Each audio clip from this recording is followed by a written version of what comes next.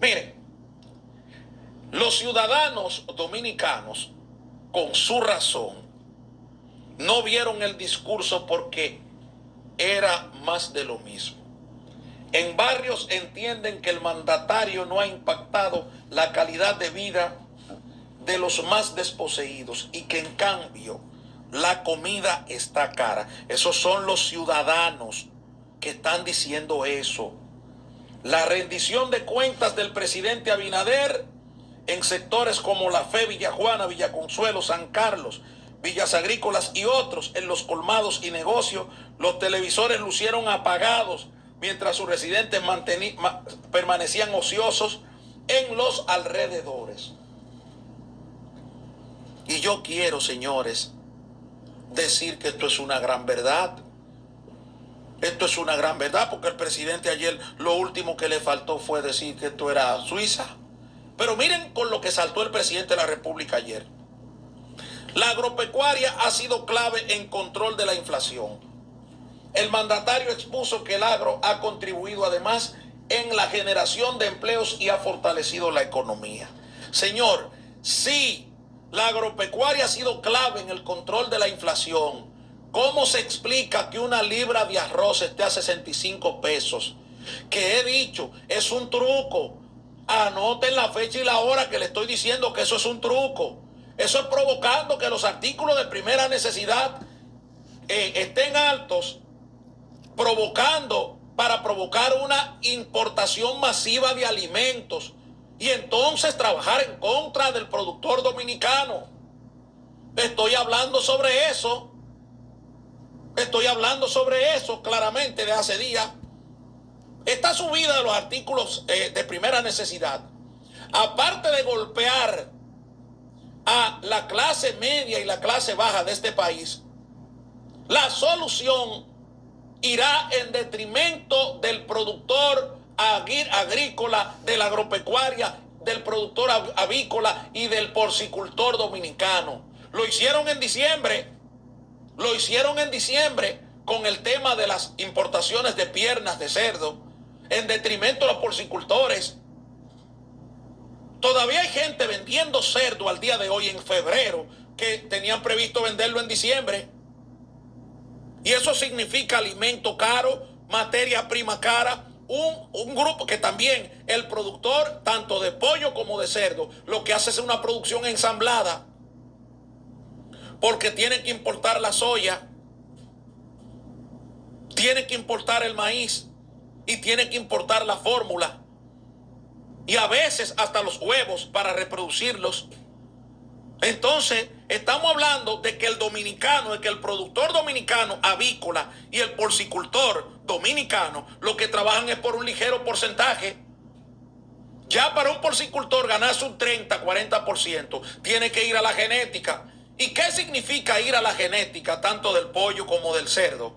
Que tiene que aumentar más, que le aumenta más el costo, porque tiene que darle salida a una producción para cambiar la genética. ¿Y qué significa cambiar la genética en una granja? Dinero. Entonces es más fácil importar arroz, importar plátano, importar verduras, importar tomate, importar de todo, y no darle el acceso al campo dominicano. Eso es lo que tenemos al día de hoy, para que ustedes lo entiendan. Señores, estamos en presencia, lamentablemente, del truco más grande en el cual podamos transitar los dominicanos con esta subida de los artículos de primera de la canasta básica familiar. Y hoy el presidente de la República, en su rendición de cuentas, dice que ha sido clave para el control de la inflación la agropecuaria. Eso es mentira. Eso es mentira. Y también comete otro error. Miren aquí. Los miembros de las bandas haitianas serán considerados terroristas. Señores, y los que hacen negocio a diario, con esos terroristas. Esa frontera de aquel lado de Haití es controlada prácticamente por las bandas. Los que logran pactar con esas bandas para poder vender sus productos dominicanos en Haití. ¿Cómo le llamamos a eso? Porque para una cosa funcionan las bandas, pero para otra no. Entonces, el presidente de la República a veces creo que no tiene asesores. Yo voy a poner otro ejemplo. Más decomisos de drogas y liderazgo regional. Abinader asegura que en los últimos 6 meses se han incautado 44.6 toneladas de narcóticos, más que en los 8 años de Danilo Medina. He dicho aquí que si el gobierno se respetara, no asumiera ese tema desde ese punto de vista. ¿Por qué? Señores, primero la producción en Sudamérica ha aumentado. Y segundo, usted tiene que comparar los precios. En el 2020, agosto del 2020, la escasez de narcóticos era tal en República Dominicana que un kilo de cocaína costaba $8.500, $10.000. Y hoy, ¿cuánto cuesta? $4.100 en el mercado dominicano. Y me quedo corto. Voy a dejar el margen. Entonces, no estamos hablando de una lucha contra las drogas. Hay que reconocer el trabajo de la DNCD. Porque si no lo hiciera así, estuviera yo diciendo, estuviera siendo mezquino. Ahora, la lucha, ¿cuántos decomisos, cuántos apresamientos, cuántas incautaciones han logrado? Todas esas toneladas que el presidente de la República habla, que ha ocupado la DNCD, ¿cuáles son los resultados jurídicos? Las sentencias de decomiso, ¿cuáles son? Yo quisiera preguntar, porque ahí está el Consejo Nacional de Drogas y está Hogar Crea quejándose de que no tienen recursos para trabajar con los temas de prevención. Y esas son las dos instituciones que por ley tienen que dividirse el tema de los decomisos. Me explico. Un juez determinó el decomiso de los bienes X de un narcotraficante. Bueno, ese narcotraficante produjo un patrimonio de 50 millones de pesos o de 100 millones de pesos. Al momento en que ya esa sentencia es definitiva, que adquirió la cosa irrevocablemente juzgada, DNCD y organizaciones como por ejemplo el Consejo Nacional de Drogas, Hogar Crea y otras organizaciones que luchan por la prevención y tienen que luchar a diario con los adictos, están facultadas por ley a que cuando el Estado Dominicano venda esa propiedad se reparta equitativamente de acuerdo a porcentajes ese dinero para seguir. Y yo veo eso muy bien, lo veo muy bien. A eso es que yo me refiero cuando hablo también de lucha contra ese flagelo. ¿Dónde están esos decomisos? Puede Hogar Crea, puede el Consejo Nacional de Drogas y puede la propia institución como DNCD a través de la presidencia decir, miren, nosotros nos sentimos satisfechos porque todo esto se vendió, el Estado lo vendió los bienes de los narcos y nos tocaron tanto. Vamos a redoblar más. ¿Ustedes han escuchado eso en algún sitio aquí? No lo escucharon. Entonces, pero aquí se está haciendo propaganda con esto. Mientras tanto, aquí están los obispos que le dicen que están preocupados por daños a los ríos y el alto costo de la vida. Eso es a un día después de que el presidente de la República diga que está trabajando por el país, que el país, Suiza del mejor momento. Pero aquí está otra parte de la utopía del presidente. Convoca a los dominicanos a no ceder al pesimismo y construir la gran obra nacional. Para construir una gran obra nacional, el pueblo no puede tener hambre, presidente. Si el pueblo tiene hambre, se lo llevó Mágaro. Si el pueblo tiene hambre, se lo llevó quien lo trajo. Es con la comida barata, con el pollo barato, con el arroz barato. Señores, 65 pesos una libra de arroz. 2 libras de arroz, estamos hablando de 130 pesos. ¿Qué significa eso? Bueno, que en los próximos días ustedes verán aquí, por ejemplo, todos los negocios de comida, de venta de comida, aumentando lo que son los platos del día y todas esas cosas, que uno lo ve como una chercha, pero aquí hay un gran cúmulo de personas trabajando informalmente y trabajadores que se benefician de ese mundo. De manera que yo creo, señores, que el presidente de la República en vez de, lejos de rendir una cuenta, lo que ha hecho son grandes cuentos para que la gente se lo crea. Seré bien breve, porque quiero darles una visión distinta del discurso del presidente Abinader, y tengo que hacerlo en un periodo de 5 o 6 minutos. Y un discurso de 2 horas y 23 minutos es imposible resumirlo en tan breve tiempo como el que poseo. Pero sí creo que podemos entender lo siguiente. Primero, para ser equilibrados, señores, todos los presidentes, desde Balaguer al menos hasta la fecha, utilizan el escenario constitucional de rendición de cuentas para hacer un ejercicio de propaganda de lo mejor de su gobierno.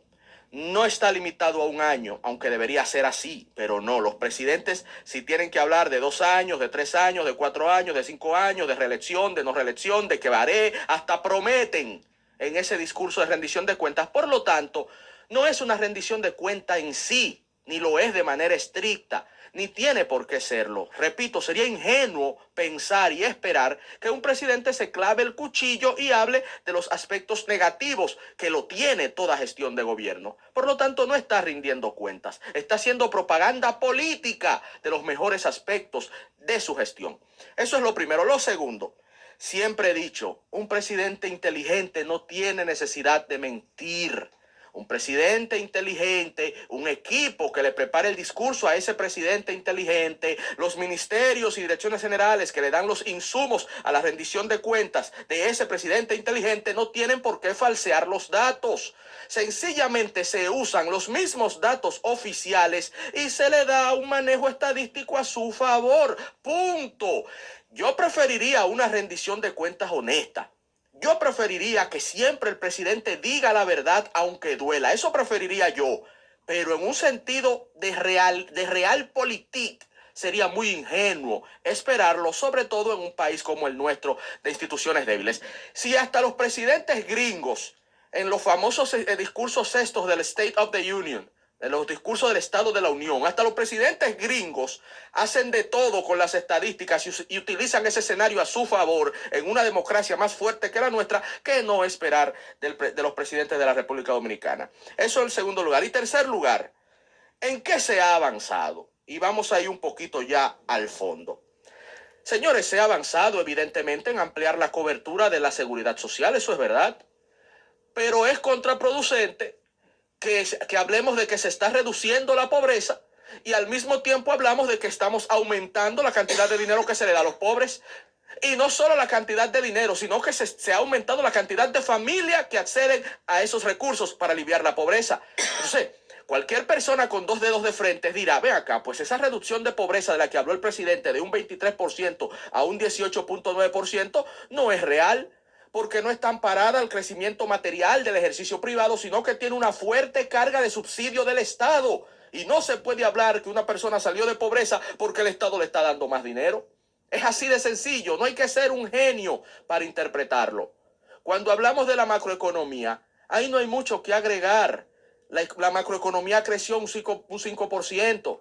Que muchas personas no lo sienten, no lo pueden sentir porque vivimos en una economía de bajos salarios. Y el mismo presidente, cuando habla de los salarios, dice que del 2018, escuchen qué comparación más conveniente y antojadiza. El presidente se fue al 18 para comparar el aumento de salario bruto del 18 al 25. Claro que aumentaron los salarios del 18 al 25. De lo que no se habló fue el del aumento de la inflación alimentaria del 18 al 25, que es superior a ese 38% de aumento salarial. Ustedes ven el tema que les digo del manejo de las estadísticas. El presidente no tuvo necesidad de mentir.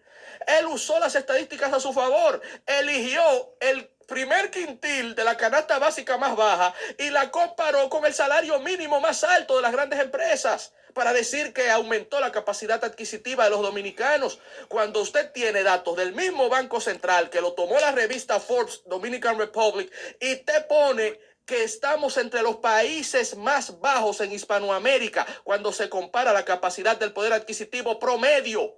Forbes toma el salario mínimo promedio nacional y lo compara con la canasta básica promedio nacional y hace esa comparación con otros países de América Latina y nos deja muy mal parados. Estadísticas oficiales. El presidente, para quedar mejorcito, utilizó otras estadísticas oficiales también. Y ninguno mintió. Sencillamente, uno vio el vaso medio lleno, el presidente, y otro lo vio medio vacío, la revista Forbes. Entonces, nos vamos a otro punto para ir culminando. Energía eléctrica. El presidente no habló de los apagones que todos estamos viviendo. Él habló de que se han hecho estas inversiones.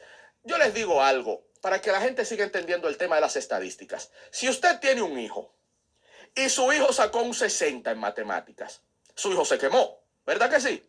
Porque se pasa con 70, ese es el mínimo. Pero resulta que el mes siguiente su hijo sacó un 65. Usted puede venir y decir, imaginemos que el chamaquito es brillante. Papá, subí la nota en matemática. ¿Cómo, mi hijo? Sí, papá, subí la nota, me fue mucho mejor en el examen. Miércoles, mi hijo, felicidades. Pero lo que pasó fue que el chamaquito pasó de 60 a 65, siguió quemado. Pero no dijo mentira, subió la nota. Eso mismo pasó con lo que hizo el presidente. Seguimos quemados en energía eléctrica. Seguimos quemados en educación. Pero el presidente habló de que en educación subimos en matemáticas, como el mismo chamaquito que se quemó. En educación pasamos de 60 a 65. Seguimos quemados, pero el presidente viene y te enseña lo bonito. ¡Ey! Subimos en matemáticas. Entonces, por eso les digo, es saber leer el contexto. Yo no lo justifico. A mí no me agrada ese ejercicio. Pero lamentablemente Luis Abinader está siguiendo la tradición que siguió Danilo en su momento y que Abinader criticó, que siguió Leonel en su momento y que Abinader criticó, que siguió Hipólito en su momento y que siguió Balaguer en su momento. Y todos, cuando fueron oposición, criticaron lo que todos, cuando llegaron al poder, terminaron haciendo. La tragedia de la política de República Dominicana, y por eso los jóvenes cada vez más dejan de creer en los políticos. Dejan de creer en los políticos, con toda la desgracia que eso puede traerle a la democracia de nuestro país.